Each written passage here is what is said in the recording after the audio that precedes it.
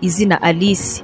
Alice ni izina rihabwa umwana w'umukobwa, rikaba rifite inkomoko mu Kidage ku izina Alice, aho risobanura ukomoka mu muryango ukomeye kandi w'abakire. Alice aba ari umukobwa ushabutse cyane kandi uzi kwambara neza no kwiyitaho, ariko ukaba usanga ari umuntu ushobora kwiyemera kuko adaha kenshi umwanya ibitekerezo by'abandi.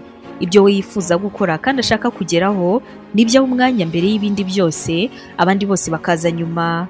Muri kamere ye, Alice agira uburyo yumva arusha abantu ibintu byinshi cyane, akaba ariyo mpamvu ashobora nko kuvuga abwira abandi ko yambaye neza kubarenza cyangwa se ko ari umukobwa mwiza kubarenza. Ibyo ngibyo byose ariko Alice nubwo abikora akaba agira umutima mwiza, ku buryo mu gihe cyose waba ufite ikibazo ashobora kugufasha kandi akakwitaho atitaye yuko aba yakwiyemeyeho cyangwa se yakubwiye ibintu byo kukwereka yuko ari urenze.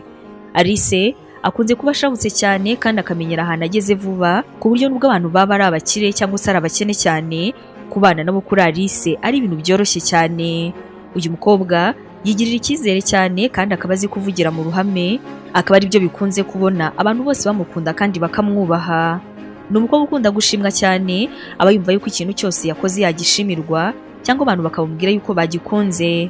Agira amatsiko cyane, ibyo ngibyo bigatuma abasha kwigana abandi ndetse no gusesengura ikintu cyose yumvise. Ntabwo ushobora kumucabiranya kuko aba azi neza ibintu arimo kumva ndetse n'ibintu byose arimo kubona. Alice aba ari umuhanga, uzi gukemura ibibazo, ariko rimwe na rimwe akaba arangwa no kugira akavuyo. Akaba ariyo mpamvu rero mu bintu byose agiye gukora aba asabwa kwicara gatoya maze akabitekerezaho ubundi akabasha kubitangira.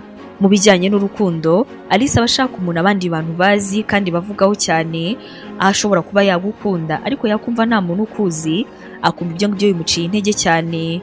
Yifuza umuhungu mwiza kandi ugira isuku, umuhungu ugaragara neza cyane kandi nyine uzwi mu gace batuyemo, muri quartier batuyemo cyangwa se ku ishuri. Iyo mwamaze gukundana, Alice agukunda uko abashije kose, gusa ariko ntabwo akunda amategeko mu rukundo rwanyu. Bityo rero ikintu cyose wifuza biba byiza iyo ugerageje kukimuganiriza waciye bugufi, kugira ngo ataza kuza kubyumva nabi. Akazi gatandukanye Alice aba yumva yakora, uzasanga ari wa muntu ukunda gukora imyuga cyangwa se akazi gatuma ajya ahagaragara, akaboneka cyangwa se agahura n'abantu benshi. Ahangaha rero tukaba twavuga nk'ubucuruzi, itangazamakuru, kumurika imideri hamwe no kuba umushyushyarugamba. Bitewe n'ukuntu aba ashabutse, inshingano ze zigeraho cyane kuko Alice ntabwo ari umuntu w'umunebwe.